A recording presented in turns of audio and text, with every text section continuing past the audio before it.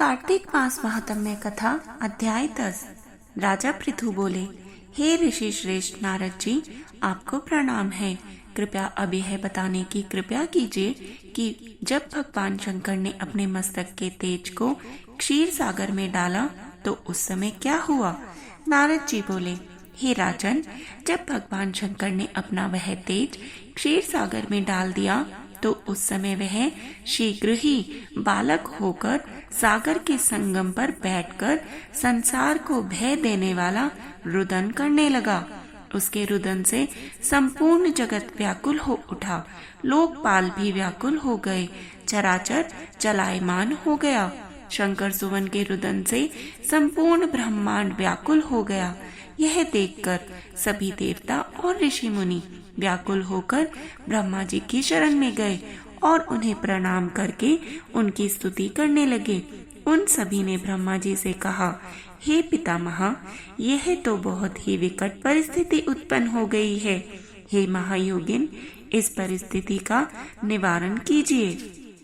देवताओं के मुख से इस प्रकार सुनकर ब्रह्मा जी सत्यलोक से उतरकर उस बालक को देखने के लिए सागर तट पर आ गए। सागर ने ब्रह्मा जी को आता देखकर उन्हें प्रणाम किया और बालक को उठाकर उनकी गोद में दे दिया। आश्चर्यचकित होते हुए ब्रह्मा जी ने पूछा, हे सागर, यह बालक किसका है? शीघ्रता पूर्वक कहो। सागर विनम्रता पूर्वक बोला, प्रभो, यह तो मुझे ज्ञात नहीं है, परंतु मैं इतना अवश्य जानता हूँ कि यह गंगा सागर के संगम पर प्रकट हुआ है।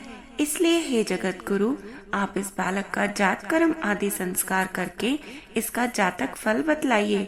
नारद जी राजा पृथु से बोले। सागर ब्रह्मा जी के गले में हाथ डालकर बार बार उनका आकर्षण कर रहा था। फिर तो उसने ब्रह्मा जी का गला इतनी जोर से पकड़ा कि उससे पीड़ित होकर ब्रह्मा जी की आंखों से अश्रु टपकने लगे।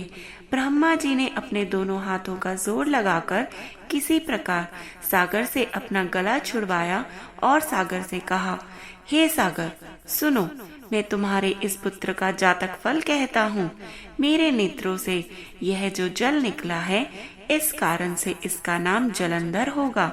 उत्पन्न होते ही यह तरुणा अवस्था को प्राप्त हो गया है, इसलिए यह सब शास्त्रों का पारगामी, महापराक्रमी, महावीर, बलशाली, महायोद्धा और रण में विजय प्राप्त करने वाला होगा। यह बालक सभी दैत्यों का अधिपति होगा। यह किसी से भी पराजित न होने वाला तथा भगवान विष्णु को भी जीतने वाला होगा। भगवान शंकर को छोड़कर यह सबसे अवध्य होगा। जहाँ से इसकी उत्पत्ति हुई है, यह वहीं जाएगा।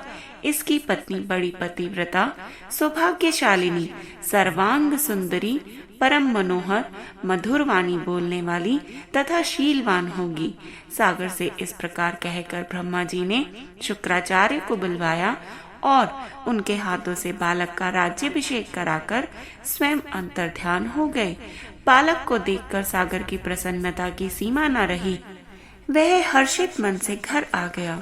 फिर सागर में उस बालक का लालन पालन करके उसे पुष्ट किया और कालनेमी नामक असुर को बुलाकर वृंदा नामक कन्या से विधि पूर्वक उसका विवाह करा दिया।